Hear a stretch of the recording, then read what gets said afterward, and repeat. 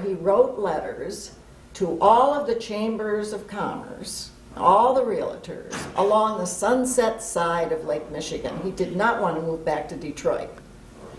And he got one response, and that was Earl Young. Earl Young. You might mention what your father did during the war on the West Coast. Yes, my father was the director of NBC News, the Pacific Division. And so he handled all of the news reports that came from Japan, from the Pacific.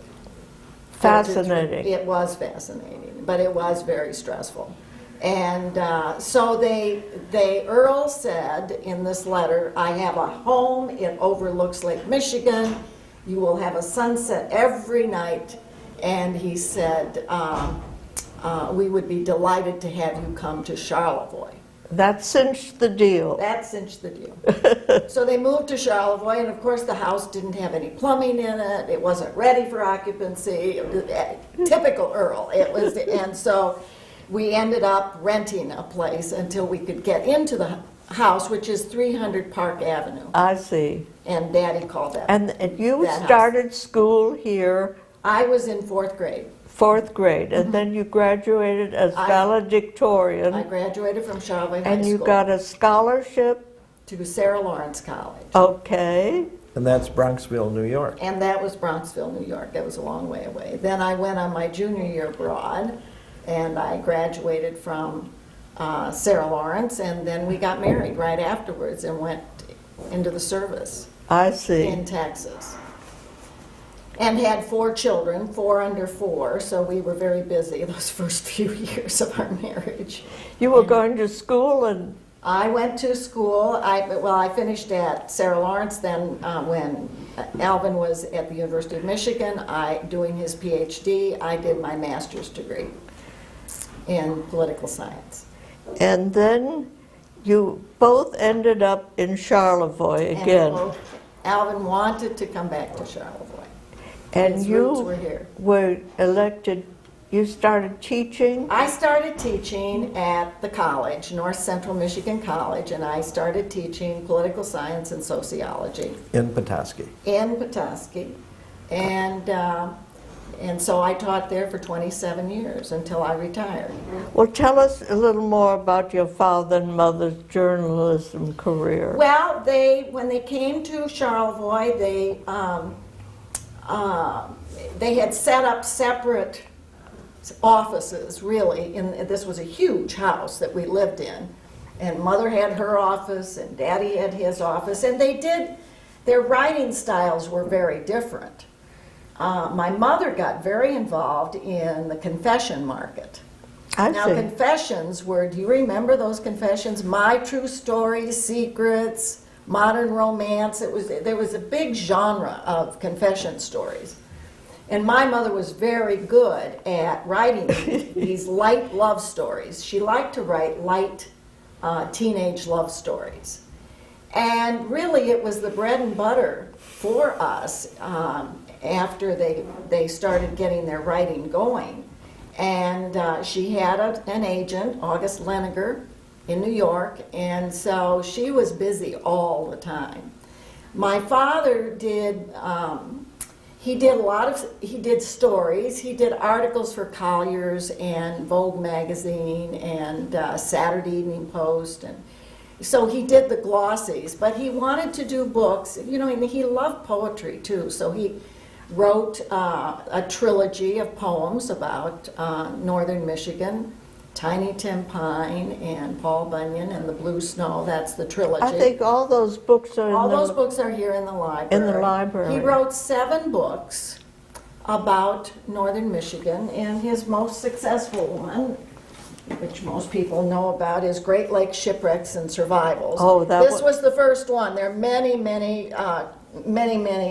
people who have done the same kind of book, but this was the very first one about Great Lakes Shipwrecks and Survivals. That was a big success. And it's still going today.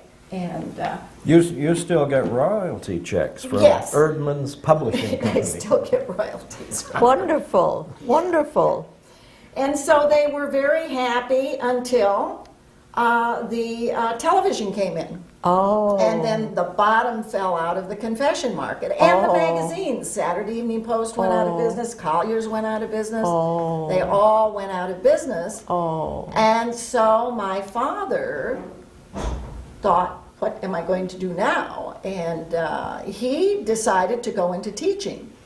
And he became the first guidance and counselor at the high school. The federal government Here in mandated- Charlevoix. Here in Charlevoix. The federal government mandated that they needed, every high school had to have a guidance and counselor certified. So he went back to Michigan State and he got a PhD in guidance and counseling. Good. And he was employed by Charlevoix High School. And your mother became And my mother became an assistant librarian here. in the Charlevoix In the Library, Charlevoix not in this Library. building, though. Not in this building, no. This building was a dream away, yes. And she was very popular because she read every book that came into the library. My mother was a tremendous reader. And so people would come up and say, what's good today, or what's new? And she knew, she'd read everything. Uh-huh. She was a She was wonderful very lady. She was very popular, yes. Tell us about your father had that wonderful dockside press on Belvedere Avenue. That's right, Edith. It was a combination of books and boats. Oh, Most of the people who came into his bookstore were boaters that were on Belvedere Avenue who came into the harbor with their boats and spent the night, and then they'd wander around and would find his bookstore. After he retired from teaching, he had this little bookstore. My mother kicked him out of the house because he had so many books. And this bookstore was called the Dockside Press, and he ran this bookstore until he died. It was a very popular place in Charlevoix. And he used to say, nobody in town really knows about this, but every night he went to the bookstore, and every night it was jammed with people. And so it was a lot of fun. and then Patsy and Alvin, after your parents were gone, you decided to move into their house, I understand. Well, and Alvin's done a lot of work on that house. Well, that was Patsy's mother passed away several years before her father. Her father died the fall of 1984. And shortly after his death, Patsy wanted to move back into town because we had built a house at North Point. I see. And the family home needed a lot of help. And she knew you could do it. And she knew I could do it. It was on Park Avenue. A labor of love, you know. Anyway, so we moved back into the house, and we started some remodeling and some repairs. And the first thing that we did was the kitchen. And the kitchen, of course, has a fantastic view of Lake Michigan and of the entrance to the channel. And it's just, I mean, it's a fantastic view. And we love living there. All the boats coming in. We can see all the boats coming and going, and we can see all the moods of Lake Michigan, calm, ugly, rugged, stormy, whatever.